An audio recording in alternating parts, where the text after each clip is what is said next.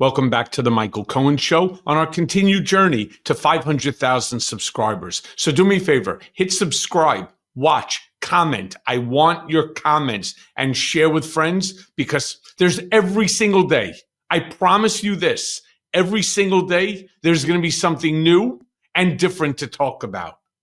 For example, finally, people are waking up. I've been yelling this for I don't know how long now from rooftops, but finally, people are waking up. Do you remember when Trump said that he intends to rewrite the Constitution?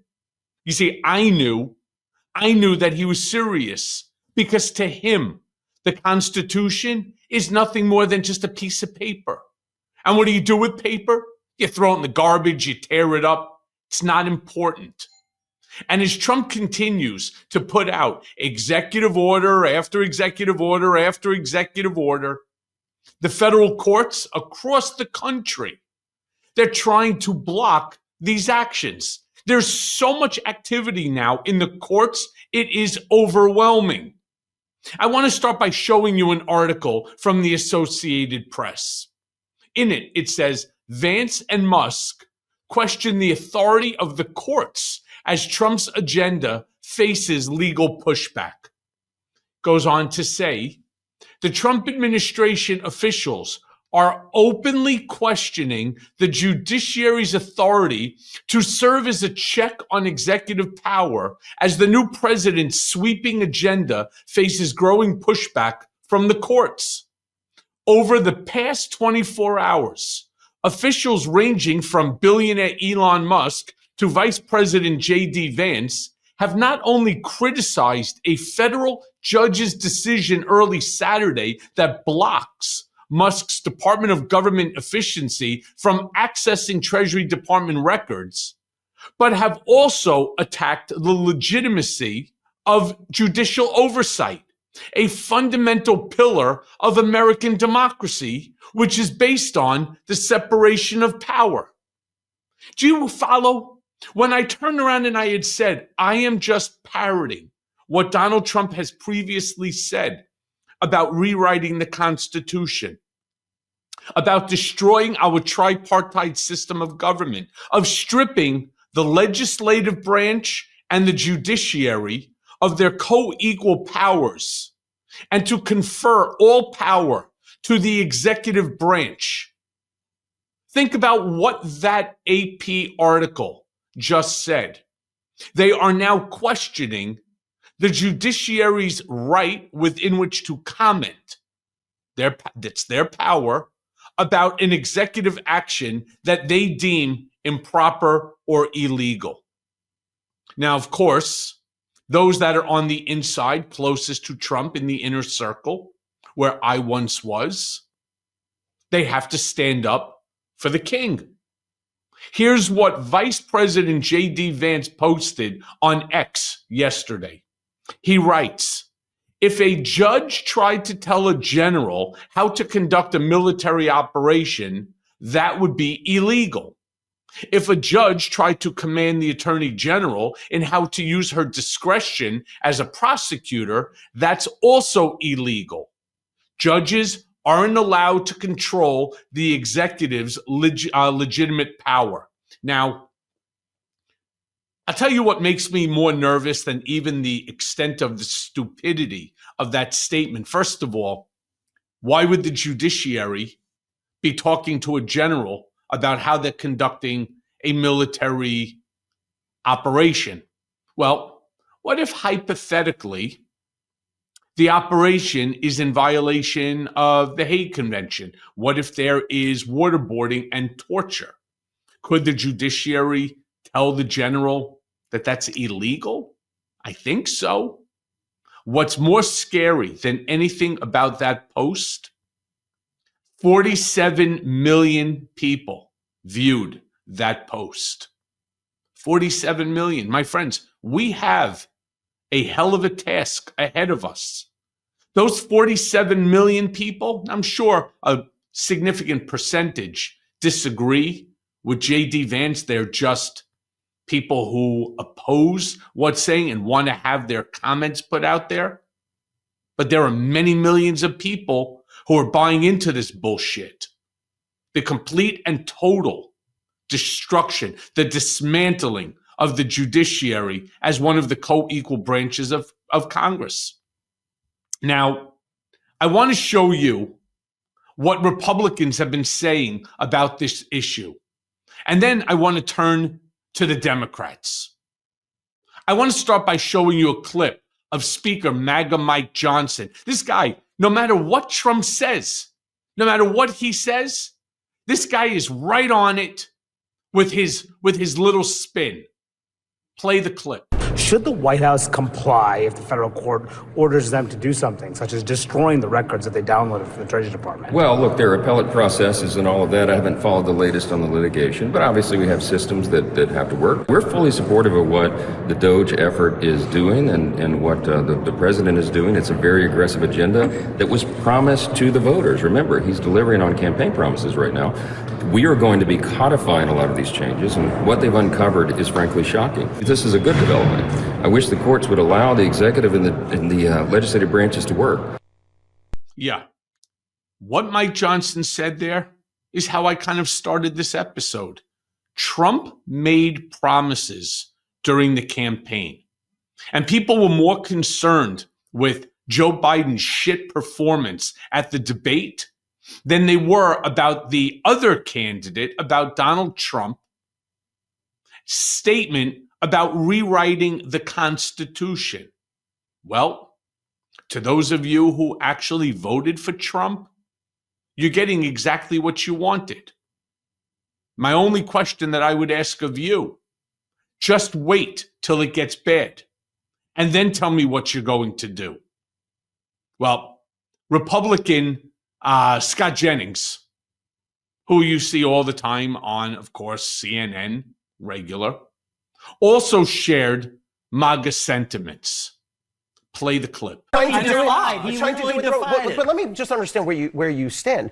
If a district court judge rules in a way that the president dislikes, should the president listen or should the president defy? If a district court judge tries to usurp the authority of the chief executive of this country, he should absolutely defy it. There's a difference between broad policy decisions and discrete disputes between parties. That's the difference. If I want a policy decided, I'll take it to the Supreme Court. But what about checks and balances? Well, Scott, you're all about of a district court judge who elected them. What I can't get with is you talk.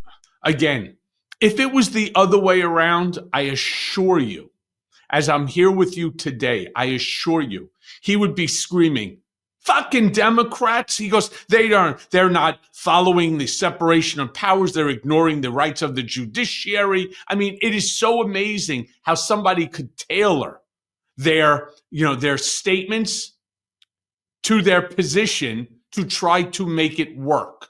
And no matter how hard Ellie Honig is going to sit there and try to fight with Scott Jennings, Scott is on an agenda. And the agenda is to be approved by a party of one, and that again is President Donald J. Trump.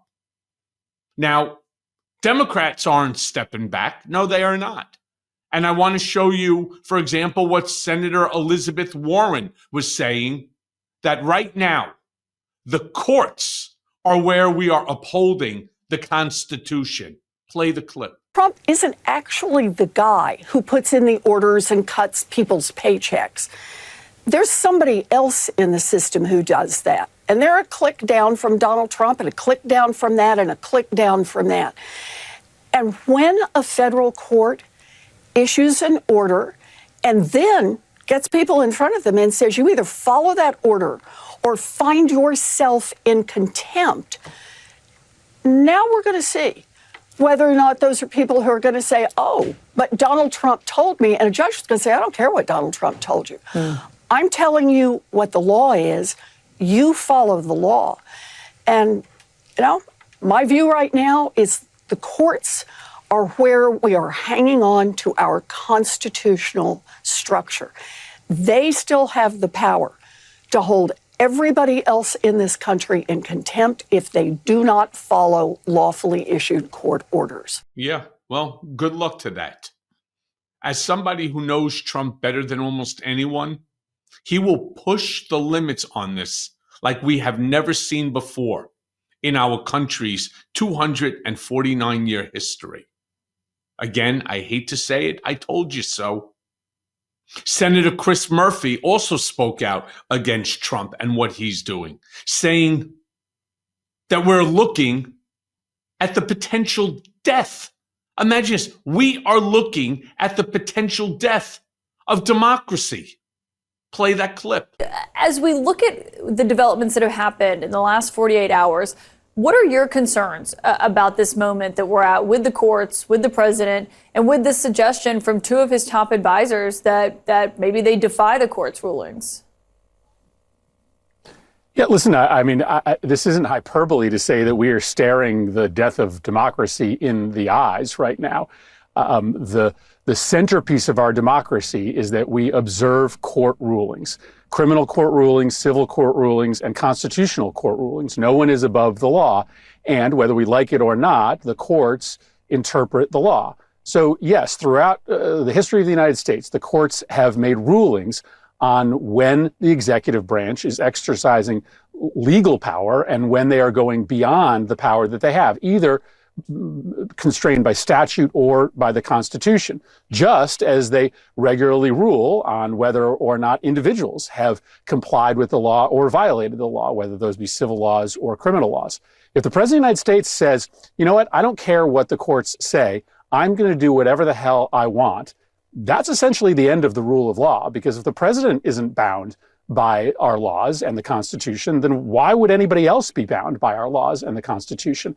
This is a really dire moment. And no, so far they've been talking tough, but I think largely have complied with these court orders. I think there's going to be a question as to how well they've complied with the orders. But if they were to outright ignore an order, as J.D. Vance and Elon Musk are suggesting, that is maybe the greatest challenge to our democracy in any of our lifetimes. Yeah. Let me be very clear what they're doing. They are planting the seed right now as to what they are going to do. This is not hyperbole. This is reality.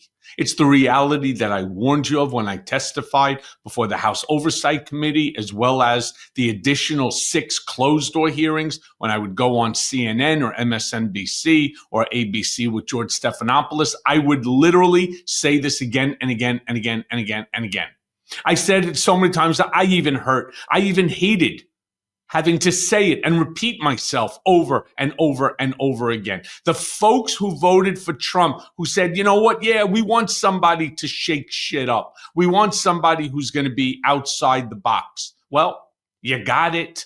And now that it's outside the box and we've opened up Pandora's box, how do you put it back in? And I don't know if it's even possible to do so. And when you say that the president has complied with some, but he may not comply with others, and that would change the rule of law for you and for me and for everybody else. No, it won't, because you don't have the attorney general on your side. You don't have the entire administration, all the secretaries of the various different agencies pledging fealty to you. So when somebody like Chris Murphy says that this could be the beginning to the death of democracy, well, I said it before you did. A long time before you. You're just a little bit too little too late. And as always, thanks for listening. Hey, everyone. First of all, thanks for watching. I mean, we're going to be posting daily episodes with reactions and talking about politics. We'll be talking about everything, in fact. So please like and subscribe. Join us on this journey.